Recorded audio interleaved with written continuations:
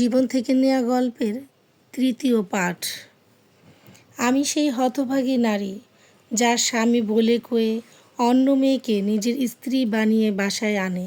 আবার সেই আমি তাদের বাসরঘর বিভিন্ন রঙিন ফুল দিয়ে সাজিয়েছি, গোলাপ, রজনীগন্ধা, আরও কত ফুল। সেই মেয়ের বাবার বাড়ির মেহমানদের জন্য নানা ধরনের খাবার রান্না করেছি। সারাদিন না খেয়ে কাজ করেছি, শরীর খুব ক্লান্ত, তবুও বিশ্রাম নেয়ার উপায় নেই। অবশ্য মন এতই খারাপ ছিল যে সেদিকে আমার খেয়াল ছিল না। আমার নিজেকে নিজে তখন অনেক অসহায় মনে হয়েছিল। রাতে আমি একা একা ঘরে শুয়েছিলাম, কখনো পুরনো স্মৃতিচারণ করছিলাম।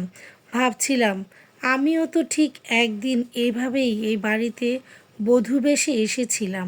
যার হাত ধরে আমি এ বাড়িতে এসেছিলাম, আজ সব আছে, কিন্তু সেই আমার জীবনে নেই।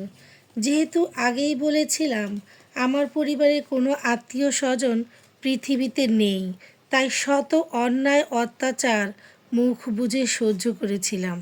সেদিন সারা রাত এপাশ ওপাশ করছিলাম, তবুও চোখে ঘুম ধরছিল না। এভাবেই রাত কেটে সকাল হলো। আমি তাদের জন্য নাস্তা বানালাম।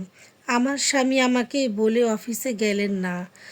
আগে তো সব সময় আমাকে বলে যেত, আজ আর বলে গেলেন না, কারণ আমার জায়গাটি তো অনেক আগেই তার দ্বিতীয় স্ত্রী পূর্ণ করে রেখেছে। আজ আর তাদের আমাকে প্রয়োজন নেই। এভাবেই দিন কেটে গেল কয়েক মাস। কিছুদিন পর এভাবে কাটার পর আমি মন খুব খারাপ করে ভাবছিলাম কি করা যায়। আমার শুধু একজন মামি আছেন। আমি মামির বাড়িতে যাওয়ার সিদ্ধান্ত নিলাম।